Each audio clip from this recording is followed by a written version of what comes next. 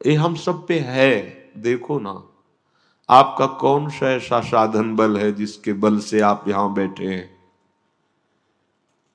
विश्वास कीजिए, दुर्गति का कार्य खत्म हो चुका है। अब आपके ऊपर दुर्गति लागू नहीं हो सकती यदि आप कृपा का अवहेलना अपमान न करें। तो बहुत बड़ी कृपा हो गई है। एक बार जो वृंदावन आ गया, एक बार सत्संग सुन लिया, प्यारे जू का हृदय से एक बार भाव कि आप मेरे हो, दुर्गति खत्म हो गई उसकी। विश्वास कीजिए, यदि कहीं सत्संग के वचनों का मनन करके उस पे आचरण में उतार ले तो शरीर रहते हुए आपको पता चल जाएगा कि हमारा काम हो गया। कोई बंधन नहीं, अब कोई आकांक्षा नहीं। सच्ची मानिए, श्री जी बहुत करुणामयी है, लाडली जी बहुत। और सामर्थ्य, जितनी दैवी शक्तियां हैं सब एक अंश से प्रकाशित हैं लाडली जी के, एक अंश से। इनकी नखचंद्र छटा का तेज ही ब्रह्म ज्योति कहा गया है। नूपुरों की झनकार से अनेक मंत्रों का प्रादुर्भाव हुआ है। श्री स्वामिनी जी को जान पाना बुद्धिगत बात नहीं है। स्वामिनी जी के लाडले लाल जू को तो वेद नेति नेति कहते हैं, फिर लाल जू के हृदय का गुप्त प्रेम धन लाडली जू, इनका परिचय कौन? जब तक ये ना जाना में तब तक कोई जान ही नहीं सकता। श्रीपाद कह रहे हैं कि स्वामिनी जी की करुणा अनंत है। करुणा एक धारा है। राधा किशोरी की करुणा एक धारा है। जैसे प्रबल प्रवाह उमड़ता है तो फिर सामने क्या है ये नहीं देखा जाता, सब तोड़ फोड़ के बहाते हुए अपनी धारा में ले जाते हैं। ऐसे हम कामी हैं, क्रोधी हैं, लोभी हैं, मोही हैं, नीच हैं। पर हेतुकी करुणा की धारा श्री स्वामिनी जी की प्रवाहित हो गई है। अब वो सब ये तोड़कर बहाकर हमें निश्चित भगवत प्रेम में डुबो देगी। ये छोटी मोटी धारा नहीं है कि कोई बांध आ जाए तो रुक जाए। ये अनंत करुणा की धारा है। ये प्रवाहित करके ही आपको मानेगी। जहां भी हो, जैसे भी हो, यदि श्री जी की करुणा का आश्रय हो गया है, राधा नाम जपते हो, राधा किशोरी स्वामिनी जी के चरणों का आश्रय लेते हो, तो ये अबाध धारा है। कोई भी बाधा इसे रोक नहीं सकती। ये निश्चित महाप्रेम समुद्र में जाके मिला देगी। बस विश्वास, तो वर्तमान में तुम्हारा चिंतन सुधर जाएगा यदि इस बात पर विश्वास कर लोगे तो। श्रीपाद कह रहे हैं कि करुणा की अनंत धारा, अनंत। ये सुनने में बहुत सहज लग रहा है। अनंत करुणा स्वामिनी जी की है, हमारी बुद्धि ही काम नहीं कर सकती। अभी हम देख नहीं पा रहे हैं। एक श्लोक में वर्णन कर रहे हैं, चिद्रस घनमपि वृंदावनमिहि मंदावतान्यपेक्षन्ते अथवा किमिदं चित्रं शंखः पीतो हि भाति पितृदृशः। स्पष्ट ये वही वृंदावन है जहां प्रिया प्रीतम विराजमान है, पर हमारी दृष्टि दूषित हो गई है। जैसे पीलिया का रोग हो जाए तो श्वेत शंख भी पीला ही नजर आता है, ऐसे ही मायाकृत दृष्टि होने के कारण चिदानंद वृंदावन हमें माया में दिखाई देता है। चिद्रस घनमपि वृंदावन मिहि, चिदानंद है, हमारी दृष्टि खराब हो गई है। उसी को ठीक करने के लिए श्री जी ने व्यवस्था भी की है।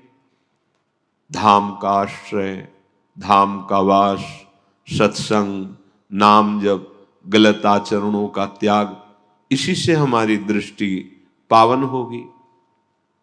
तो हमारे ऊपर अनंत कृपा श्री जी की है। ये स्वीकार करने से बहुत लाभ होता है। देखो हम लोग कितने निकृष्ट हैं कि कदम कदम पे श्री जी की कृपा हमें संभाल रही है, संभाली, पर हम कभी उसे याद करके रोते नहीं है कि श्री जी हम पर कितनी कृपा, कितना दुलार किया है, हमें कितना कठोर हृदय है। स्वामी जी ने हमें वृंदावन दिया, राधा नाम दिया, जपने का समय दिया, इससे बढ़कर और क्या दे सकते हैं। रुपया पैसा भोग सामग्री तो पापियों के पास भी है। पूज्य श्री पंडित गया प्रसाद जी महाराज कि ये अगर आपको भजन का समय दे दिया है तो अब इनसे कुछ मत मांगना, इनके पास कुछ नहीं है। अब इतनी कीमती वस्तु दे दी भगवान ने, भजन करने का समय दे दिया।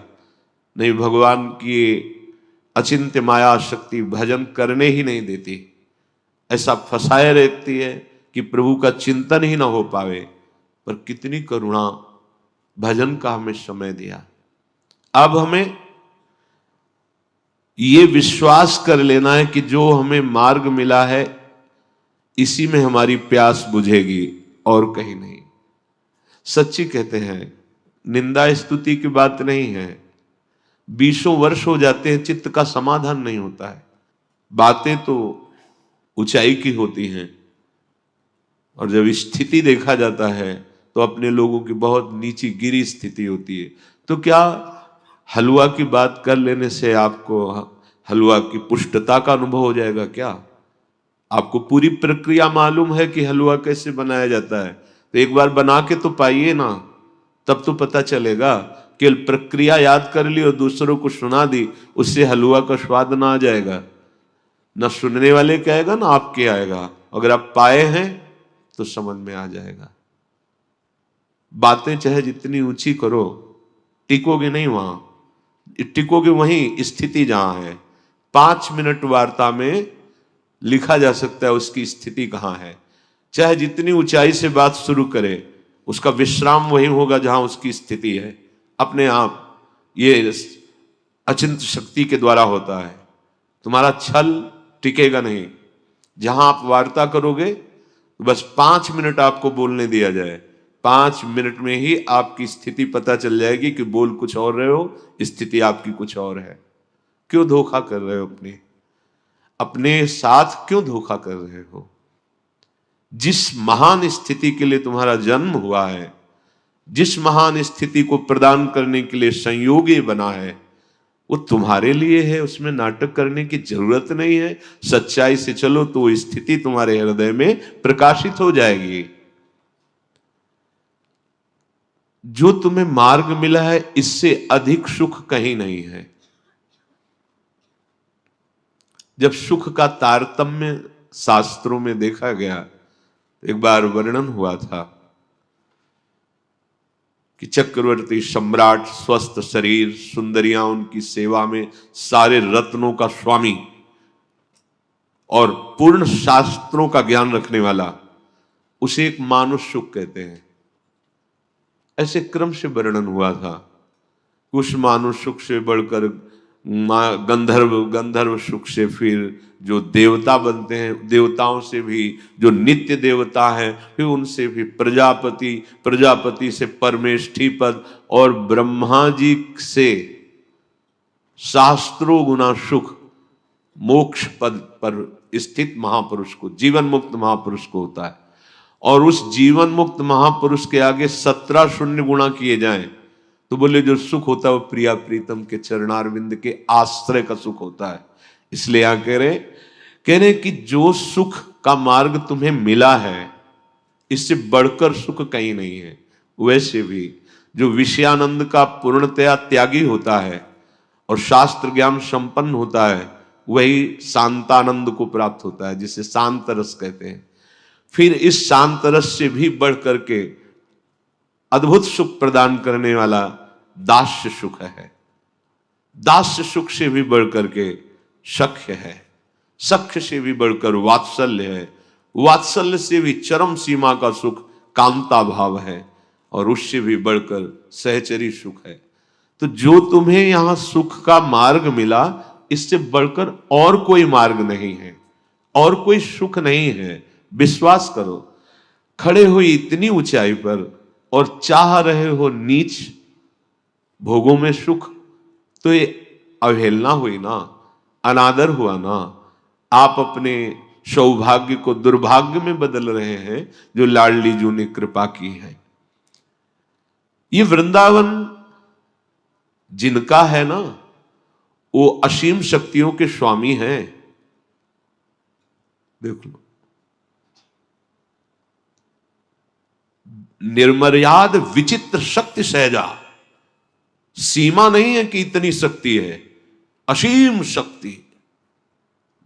और वृंदावन उनको अपने अधीन किए हैं, प्रिया प्रीतम को। वृंदावनम परित्यज्य पादमेकम न गच्छति, एक कदम भी वृंदावन से बाहर हमारे स्वामी युगल सरकार नहीं जाते हैं। जब कभी किसी भक्त को दर्शन देंगे तो पहले वृंदावन प्रकाशित होगा, फिर उसमें प्रिया प्रीतम प्रकाशित होंगे। निर्मर्याद विचित्र शक्ति सहजा खेलंच वृंदावनम, वो यहां खेल रहे हैं। जैसे किसी को लगता है कि ये तो कर कमल में मुरली धारण किए अत्यंत सुकुमार लाडले, और लाडली जो नील कमल धारण की अत्यंत सुकुमारी, अति सुकुमारी लाडली पी किशोर सुकुमार।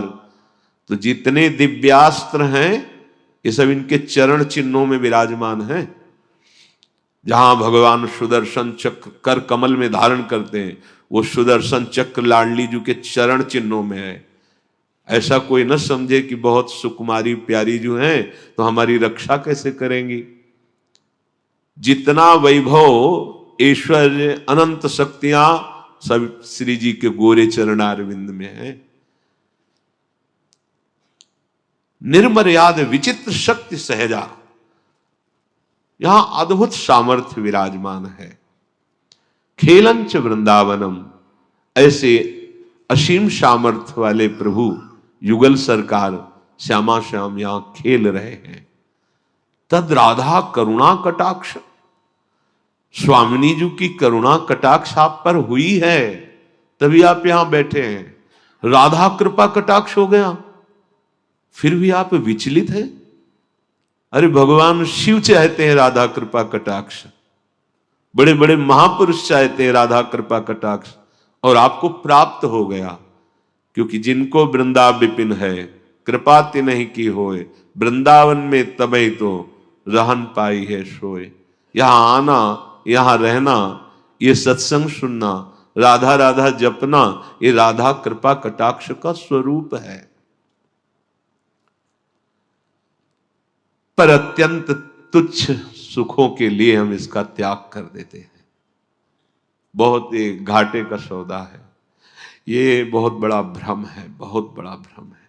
एक तरफ श्री जी की करुणा कृपा और श्री जी, और एक तरफ विषय आकर्षण दुख क्लेश अशांति वाला, तो हम हाथ बढ़ा देते हैं विषय आकर्षण की तरफ और पीठ कर लेते हैं श्री जी की तरफ। अज्ञानता की हद हो गई।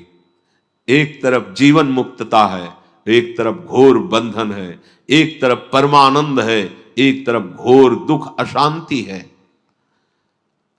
हद हो गई अज्ञानता की कि हम हाथ इधर ही पसारते हैं, इधर नहीं। और प्यास इधर की है, इधर कभी बुझ नहीं सकती। जैसे ओस चाटने से प्यास कभी नहीं बुझ सकती, ऐसे ही आप कितना धन एकत्रित कर लो, कितना भोग भोग लो, आपको कभी शांति और तृप्ति नहीं हो सकती। अभी शांति जानते ही नहीं हो, अभी आनंद का परिचय ही नहीं मिले। हृदय फट जाए यदि आचार्य कृपा ना हो तो हृदय फट जाए, आनंद से फट जाए हृदय। आनंद की ऐसी बाढ़ आती है, अभी उस आनंद का किनका भी नहीं, इसीलिए विषय सुख का आकर्षण होता है। ये सब व्यर्थ की जो बुद्धि की तर्कनाएं हैं, ये उसी समय शांत हो जाएंगी जिस समय आनंद का स्पर्श होगा। श्री राधा कृपा कटाक्ष।